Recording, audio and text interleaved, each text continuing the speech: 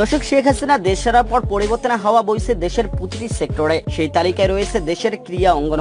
দেশের অন্যান্য সব সেক্টরগুলোর মতো ক্রীড়া অঙ্গনেও দাপট ছিল আওয়ামী লীগ নেতাদের। তাই বড় পরিবর্তন আসতে যাচ্ছে, তাই এক প্রকার নিশ্চিত। এদিকে গণতন্ত্র পূর্ণ প্রতিষ্ঠিত হলে দেশে ফিরে আসবেন শেখ হাসিনা।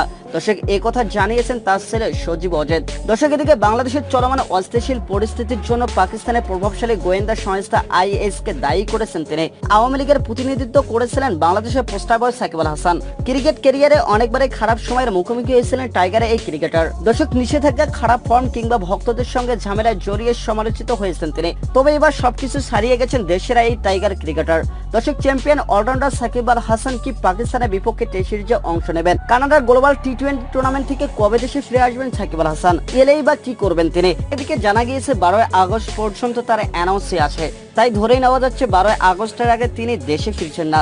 মানে পাকিস্তানের সাথে টেস্ট সিরিজ খেললেও চ্যাম্পিয়ন অলরাউন্ডার সাকিব আল হাসানকে যেতে হবে নামমাত্র প্রস্তুতি নিয়ে। তবে বিসিবি এবার তাকে অনেক বড় বার্তা দেওয়ার প্রস্তুতি নিয়ে রেখেছে। তাকে বলা হবে এভাবে চলবে না, নিয়ম মেনে জাতীয় দলের ম্যানেজমেন্টের বেঁধে দেওয়া সিস্টেম থেকে তবেই জাতীয় দলে খেলতে পারবেন সাকিব আল হাসান। না চাই তাকে দল থেকে বাদ দেওয়া হবে। এটা ছিল এক সপ্তাহের বেশি সময়ের আগের কথা। কিন্তু সদ্য সাবেক প্রধানমন্ত্রী আওয়ামী লীগের প্রধান শেখ হাসিনা ছাত্র আন্দোলনের মুখে পদত্যাগ করে দেশ ছেড়ে পালিয়ে যাওয়ার পরে পরিবেশ ও প্রেক্ষাপট গেছে বদলে। দর্শক, এখন আওয়ামী লীগের প্রধান থেকে শুরু করে দলটির নেতা কর্মীদের উপর জনতার রাজ্যের ক্ষোভ। আওয়ামী লীগের সংসদ সদস্য মাশরাফি মুর্তজার বাড়িতে অগ্নিসংযোগ করা হয়েছে। আর এক সংসদ সদস্য সাকিবের বিপক্ষে সামাজিক যোগাযোগ মাধ্যমে জনতা প্রতিনিয়ত ক্ষোভ ঝাড়ছে। এদিকে বিসিবির প্রেসিডেন্ট নাজমুল হাসান পাপন সহ বিসিবির অনেক শীর্ষ কর্মকর্তারাই শেখ হাসিনা পদত্যাগ ও দেশ থেকে পালিয়ে যাওয়ার পর নিখোঁজ হয়েছেন।